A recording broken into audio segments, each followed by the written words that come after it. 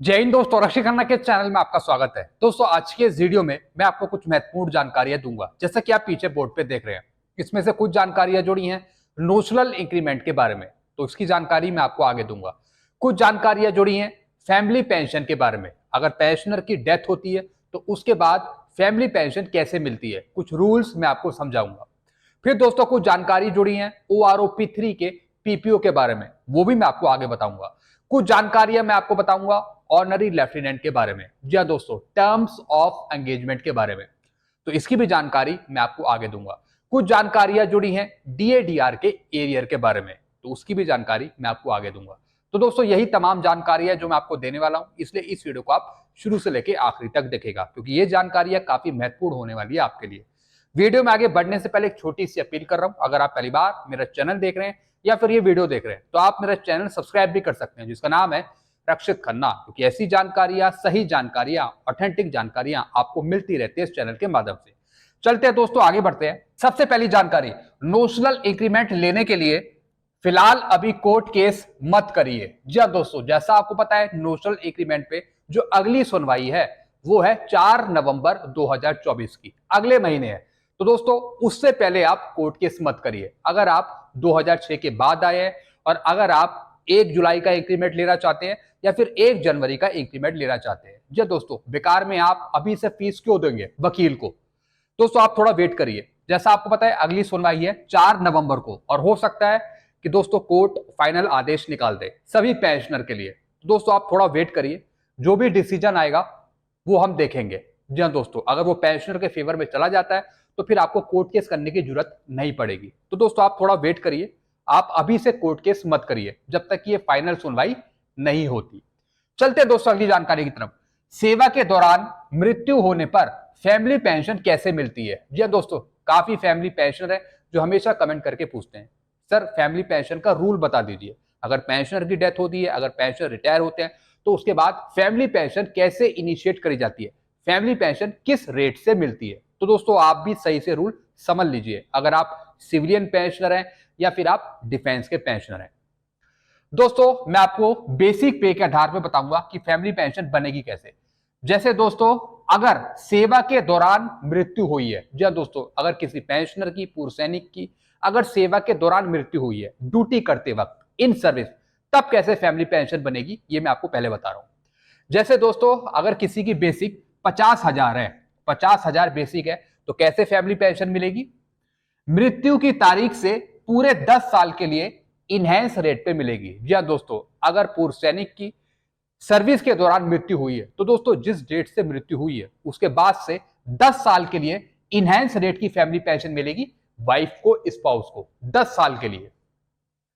दोस्तों जैसे किसी की 50,000 बेसिक है तो दोस्तों 25,000 बेसिक पेंशन बन जाएगी और प्लस DA। जी हाँ दोस्तों, और दोस्तों यही फिर 10 साल बाद ये नॉर्मल रेट की फैमिली पेंशन हो जाएगी, यानी जो बेसिक पेंशन है 25,000, इसका 60% वाइफ को मिलेगी, वो भी 10 साल बाद। तो दोस्तों एक तो ये रूल है। फिर दोस्तों एक और रूल है पेंशन भोगी की मृत्यु के बाद। दोस्तों फिर दूसरा रूल है पेंशनर की मृत्यु के बाद, यानी जब पेंशनर की मृत्यु होगी तो उसके बाद फैमिली पेंशन कैसे बनेगी। अभी मैंने आपको बताया कि जब इन सर्विस डेथ हुई किसी कर्मचारी की तो दोस्तों उसके बाद फैमिली पेंशन कैसे बनेगी, यानी ड्यूटी के दौरान। अब मैं आपको बताने वाला हूं कि पेंशनर रिटायर हो चुका है और उसके बाद अगर डेथ हुई है तब कैसे फैमिली पेंशन बनेगी। दोस्तों अब आप रूल समझिए। दोस्तों जैसे किसी की बेसिक पेंशन 25,000 है तो फैमिली पेंशन कैसे बनेगी अगर रिटायरमेंट के बाद पेंशनर की डेथ होती है। दोस्तों कंडीशन है मृत्यु की तारीख के बाद से 7 साल या फिर 67 एज, दोनों में से कोई भी पहले हो जाए, जब तक फुल पेंशन मिलेगी। जी हाँ दोस्तों, 100% पेंशन मिलेगी वाइफ को, स्पाउस को। जैसे किसी पेंशनर की बेसिक पेंशन 25,000 है और पेंशनर की डेथ हो जाती है, तो जब से उसकी डेथ हुई है तो उसके बाद से या तो 7 साल तक या फिर 67 एज होने तक पेंशनर की, दोनों में से जो भी पहले हो जाए, जब तक फुल पेंशन मिलेगी 25,000 रुपए। फिर दोस्तों 7 साल बाद या फिर 67 एज पूरी होने के बाद, उसके बाद दोस्तों मिलेगी नॉर्मल रेट की फैमिली पेंशन। कितनी, 60%, यानी दोस्तों जो ये बेसिक पेंशन है 25,000, इसका 60% मिलेगी फैमिली पेंशन वाइफ को, स्पाउस को। तो नॉर्मल रेट की हो जाएगी 15,000। जी हाँ दोस्तों, अब दोस्तों इसी में कोर्ट केस चल रहा है। जी हाँ दोस्तों, इसी पे कोर्ट केस लगा रखा है कुछ संगठनों ने, और उनका यह कहना है कि फैमिली पेंशन कम ना हो। जी हाँ दोस्तों, क्योंकि दोस्तों पेंशनर की डेथ के बाद और बोझ बढ़ जाता है फैमिली मेंबर्स पे, वाइफ पे या फिर स्पाउस पे। तो दोस्तों 7 साल वाला जो रूल है, जो 67 ईयर्स वाला रूल है, उसको हटा दिया जाए और जीवन भर वाइफ को, स्पाउस को फुल फैमिली पेंशन दी जाए। कितनी? 25,000 रुपए। जी हाँ दोस्तों, जैसे किसी पेंशनर की डेथ हो गई तो उसके बाद 7 साल या फिर 67 एज पूरी होने तक, उसके बाद वो पेंशन कम ना करी जाए भारत सरकार के द्वारा। वाइफ को, स्पाउस को जीवन भर फुल फैमिली पेंशन मिले। जी हाँ दोस्तों, क्योंकि एकदम से पेंशन कम हो जाती है तो उसके बाद परिवार, घर चलाना मुश्किल होता है वाइफ का और स्पाउस का, और दोस्तों बच्चे भी है तो फिर दिक्कत होती है। तो इसलिए ये कोर्ट केस कर रखा है। देखते हैं दोस्तों इसकी अगली सुनवाई कब है, और हम उम्मीद करते हैं कि फैमिली पेंशन कम ना हो। जी हाँ दोस्तों, कोई ऐसा ऑर्डर आ जाए जिसके बाद family pension, full family pension मिले जब तक वाइफ, स्पाउस जीवित है। चलते अगली जानकारी की तरफ। टर्म्स ऑफ एंगेजमेंट एयरफोर्स पर लागू नहीं है, नेवी और आर्मी के ऑनरी लेफ्टिनेंट पे लागू है। दोस्तों जैसा आपको पता है, टर्म्स ऑफ एंगेजमेंट वैसे एयरफोर्स पे तो लागू है, लेकिन एयरफोर्स की जो क्वालिफाइंग सर्विस है पेंशनर की, वो कई बार ज्यादा होती है, 30 साल से ऊपर की। तो दोस्तों जो एयरफोर्स के पेंशनर्स हैं, उनको जो पेंशन मिलेगी अगर 30 साल से ऊपर की है, तो दोस्तों वो मिलेगी 32 साल तक, 32 साल क्वालिफाइंग सर्विस तक उनको पेंशन मिलेगी। तो दोस्तों टर्म्स ऑफ एंगेजमेंट एक तरीके से जो एयरफोर्स के पेंशनर्स हैं उन पे लागू नहीं होता है, जैसा कि आपको पहले इस पे एक लेटर भी दिखाया गया था। लेकिन दोस्तों अगर मैं बात करूं ऑनरी फ्लाइंग ऑफिसर की, एयरफोर्स के, अगर उनकी 30 साल से ऊपर की सर्विस है तो उनको 30 साल से ऊपर ही की पेंशन दी जाएगी, 30 साल से ऊपर की उनको पेंशन दी जाएगी। दोस्तों हालांकि अगर मैं नेवी के सब ऑनरी लेफ्टिनेंट की बात करूं या फिर मैं आर्मी के ऑनरी लेफ्टिनेंट की बात करूं, तो दोस्तों उनको 30 साल की ही पेंशन दे रहे हैं, 30 इयर्स की, अगर उनकी 30 साल से ऊपर की भी सर्विस है। तो दोस्तों टर्म्स ऑफ एंगेजमेंट का जो रूल है वो हटाना चाहिए हर एक इक्विवेलेंट रैंक से। जी हाँ दोस्तों, टर्म्स ऑफ एंगेजमेंट आना ही नहीं चाहिए इन मामलों में। अब दोस्तों कई की पेंशन बहुत ज्यादा होती है, तो दोस्तों क्वालिफाइंग सर्विस ज्यादा होने की वजह से उनको वो पेंशन नहीं मिलती, क्योंकि बीच में टर्म्स ऑफ एंगेजमेंट का रूल लगा दिया जाता है पीसीडी स्पर्श द्वारा, जो कि गलत है।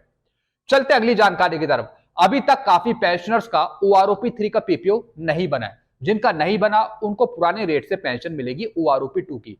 जी दोस्तों, अभी तक ऐसे बहुत से पेंशनर हैं जिनका ओआरओपी 3 का पीपीओ जारी नहीं हुआ है, और दोस्तों उनके पास मैसेज आ गया है कि आपको पेंशन मिलने वाली है 30 अक्टूबर को, और दोस्तों वो भी पुराने रेट से। बिल्कुल दोस्तों, अगर आपके ओआरओपी 3 के पीपीओ नहीं बने हैं तो आपको दोस्तों फिर ओआरओपी 3 की पेंशन नहीं मिलेगी अक्टूबर की पेंशन पे, आपको फिर पुरानी पेंशन मिलेगी ओआरओपी 2 की या फिर ओआरओपी 1 की।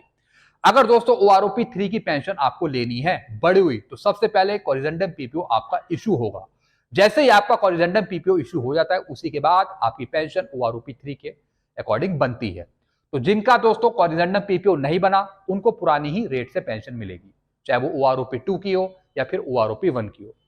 चलते अगली जानकारी की तरफ। हमने भी फाइल बना ली डीआर के एरियर की, जैसे ही लेटर जारी होगा वैसे ही हम अपने पेंशनर्स को डीआर का एरियर दे देंगे। जी दोस्तों, हमने भी पूरी फाइल तैयार करके रख ली है डीआर के एरियर की अपने पेंशनर्स के लिए, जो हमारे सिविल के पेंशनर्स हैं।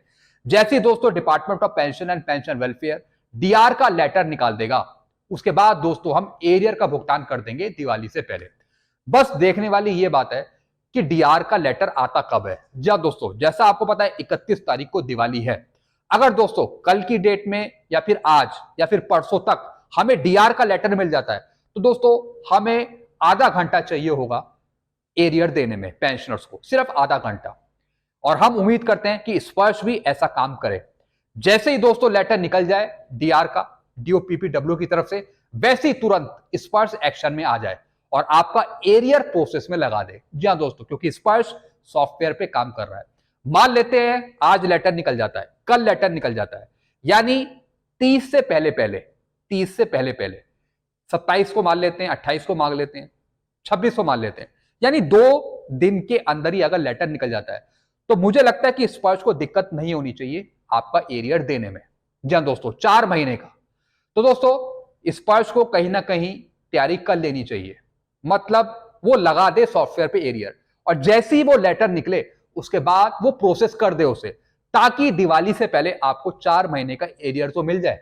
जी हाँ दोस्तों, तो मैं ऐसी उम्मीद कर रहा हूं, ऐसी मैं उपेक्षा रख रहा हूं स्पर्श से। जी हाँ दोस्तों मैं सिर्फ एक आपको समझा रहा हूं ये चीजें कि ये जल्दी हो सकती है अगर जैसी लेटर निकाल दिया जाता है। मतलब तैयारी आप पहले ही कर लीजिए, जो भी पेंशन डिस्बर्सिंग एजेंसी है, जैसे कि हमने तैयारी करी अपने पेंशनर के लिए, हमने फाइल वगैरह सब कुछ तैयार कर ली, और जैसे ही लेटर निकल जाएगा वैसे ही हम प्रोसेस कर देंगे एकदम से, ताकि अगले दिन वो एरियर आपको दे दिया जाए, वो भी दिवाली से पहले। क्योंकि दिवाली से पहले अगर मिल जाता है 4 महीने का एरियर, तो दोस्तों ये बहुत अच्छा लगेगा, हमें इंटरनली अच्छा फील होता है हमें। तो दोस्तों हम चाहते हैं फटाफट डीआर का लेटर निकाले डीओपीपीडब्ल्यू सरकार, और उसके बाद तुरंत 4 महीने का एरियर प्रोसेस में लगा दिया जाए, और दिवाली से पहले आपको 4 महीने का एरियर दे दिया जाए डीआर का। तो दोस्तों ये सब चीजें मैंने आपको समझाई है, मैं तो यही चाहता हूं कि दिवाली से पहले आपको मिल जाए 4 महीने का एरियर। बाकी देखेंगे दोस्तों लेटर कब निकलता है और फिर एरियर कब प्रोसेस में लगता है स्पर्श की तरफ से, ये देखने वाली बात होगी।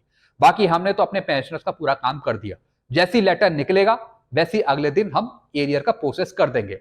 और दोस्तों हम अपने पेंशनर्स को पेंशन देंगे 28 या फिर 29 तारीख को। जी हाँ दोस्तों, 28 को या फिर 29 तारीख को।